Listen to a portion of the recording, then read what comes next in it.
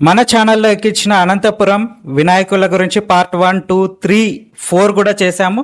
ఇది 5th video. Parvatidevi పరమేశ్వరుల చేతుల మీద వెలసిన వినాయకుడు ఎంత బాగున్నాడో చూడండి. గ్లోబు మీద, ప్రపంచం మొత్తం మీద ఆయన కూర్చున్నట్టుగా అది ఛత్రపతి శివాజీ మహారాజ్కి జై అన్నట్టుగా ఛత్రపతి శివాజీ ఆయన పక్కన ఇద్దరు సైనికులతో ఎంత అద్భుతంగా ఉందంటే ఈ ఫోటో చాలా బాగుంది. ఇది ఆదిశేషుపై వెలసిన విష్ణుమూర్తిలాగా వినాయకుడు, సిద్ధి బుద్ధి వినాయకుడు ఎంత మూర్తిభవించినట్టున్నాడు.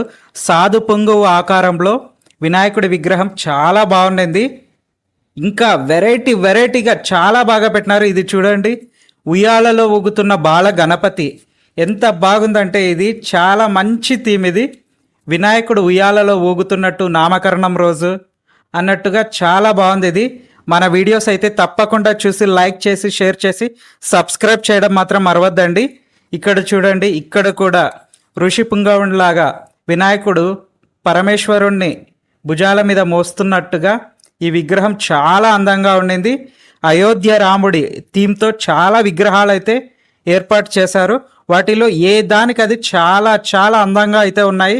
ఇది కూడా మూర్తిభవించినట్టుంది.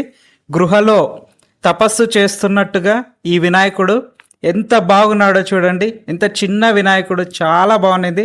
రంగురంగుల లైట్లు పడుతుంటే రాధాకృష్ణులు ఎంత బాగుందంటే, రాధాకృష్ణుల థీమ్తో ఏ విగ్రహం ఏర్పాటు చేసినా కూడా చాలా చాలా బాగుంటాయి అవి. చూడండి, మన వీడియోస్ అన్నీ మిస్ కాకుండా చూడండి.